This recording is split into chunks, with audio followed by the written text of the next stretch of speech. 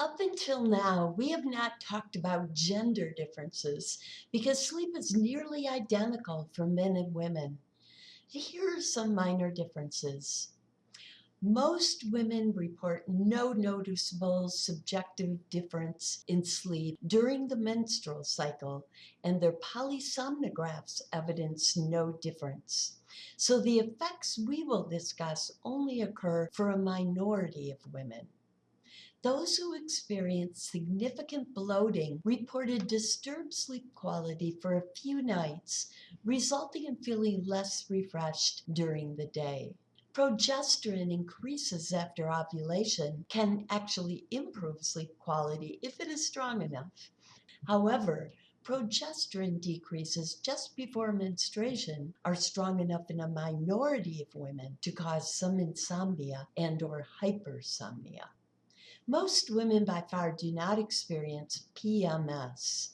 Some of those that do report sleep disturbances throughout their entire menstrual periods. Oral contraceptives often increase both levels of melatonin and increase body temperature during sleep. This either has no effect or a small decrease in N3 sleep and a small delay in the first REMS onset. In other words, oral contraceptives either no effect or a negligible effect on sleep. However, very different story with pregnancy. More than 75% of women report that their sleep is disrupted during pregnancy more than any other time in their lives.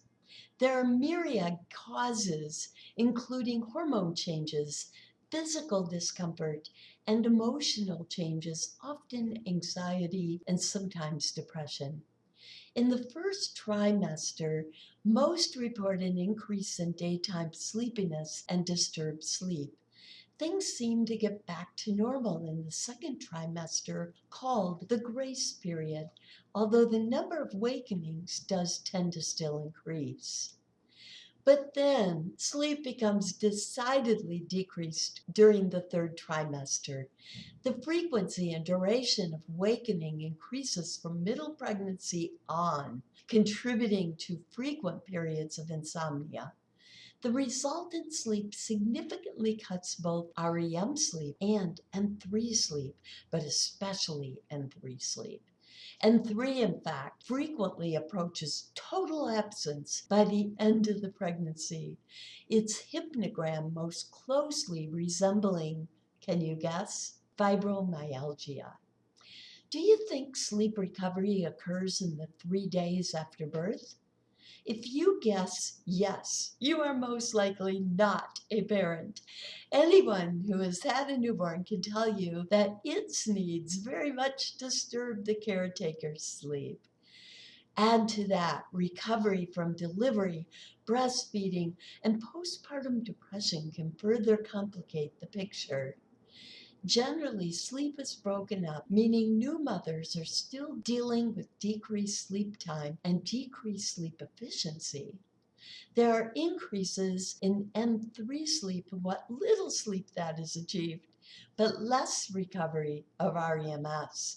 REMS onset appears earlier in the sleep, evidencing an attempt at recovery, but the sleep periods do not always last long enough for this recovery to actually take place. Recovery is not mostly achieved until the infant is sleeping through the night. But even then, sleep quality is still lower and awakenings more frequent with the responsibility of an infant. The effects we have covered are greater yet in the case of first pregnancy and cesarean births. The production of estrogen and progesterone gradually decrease during menopause and eventually plateau, right? How does this affect sleep? Study results are inconsistent. About half of women report subjective sleep disturbances, mostly blamed on hot flashes, and about half report no significant differences at all. Relatedly, women experience various numbers of hot flashes, and from none at all to hundreds of awakenings in a single night. Given the above stats, it shouldn't surprise you that most women do not choose to do anything to treat menopause, although hormone replacement therapy, HRT, is available if desired. Studies on the effects of HRT on sleep are also unhelpful currently, as some show increases in sleep problems and some show a decrease.